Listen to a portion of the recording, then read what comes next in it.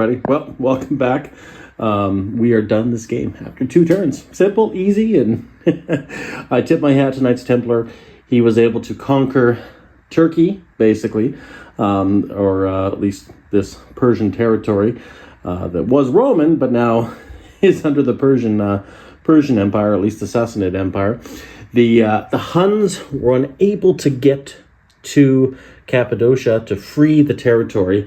Unfortunately, they lost all their cavalry trying to get to it. Had they freed that, the game would have gone one more turn. But unfortunately, and it's also partially because of some of my tactics and some of my poor eyesight management when it comes to the straits there, not being able to pass them. And of course, I would have done things differently next game. But nonetheless, a lot of fun. Had a lot of fun with this.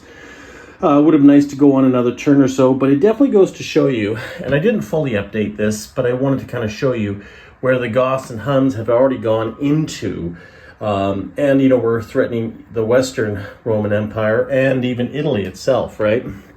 So Dacia was still secured, but of course, the Huns trying to move over into this area to try to take territories away from the tribes, and it's kind of opened my eyes on this 3-player game where, you think as the Romans, everybody's after you, but really the Huns and definitely the tribes, they play this sort of seesaw back and forth. They have to keep their eye on each other, right?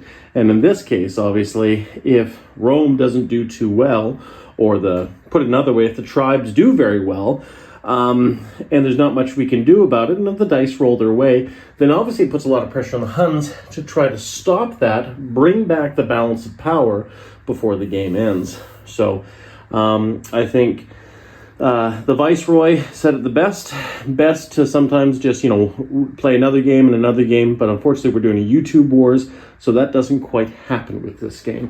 On a good note, they did find Atlantis, so I'm glad that Roman Navy found Atlantis, but doesn't really do much good for us now. But regardless, I had a lot of fun, and obviously you can see with me painting up these sculpts and doing my thing with them makes it just a lot of fun. And I'm going to be doing a lot more of these Roman YouTube wars in the future, but currently right now it's just one of those things where I just want to move on to some other projects. I got a lot of stuff going on in this room still. So we're going to peel this map off, and underneath it is Global War 85, and that's going to be coming up on the channel next. A slow and steady build-up, and I'm excited to bring that footage to you guys, and we'll have some fun, and possibly going into a YouTube wars with some of the creators and experts of Global War 85. But until then, I tip my hat to Johnny, the designer of this game. A lot of fun, and I really love playing it on this big map. Once you go big, it's hard to go back. So anyways, guys, we'll talk soon, and thanks for chiming in with us, and we will see you for the next one.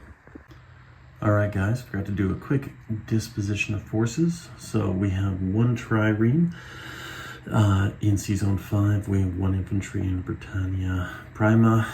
We have 3 cavalry in Belgica. We have 2 infantry and a general. We have 1 infantry in Germany Inferior.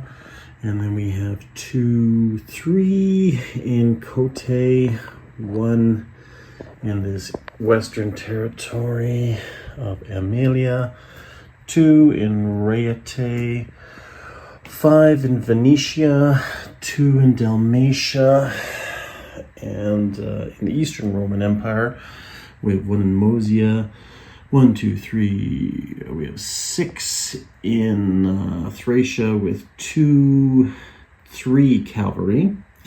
We have 1 up there in Dacia, 1 infantry in Dacia, 3 infantry down here in Macedonia, along with 1 onager. Now keep in mind 2 of those are Western Roman forces.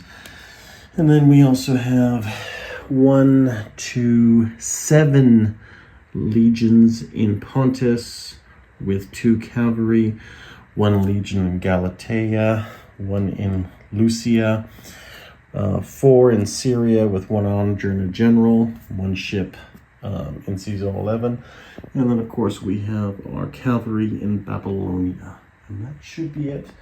We do have this Calvary here in Tripletonia too as well.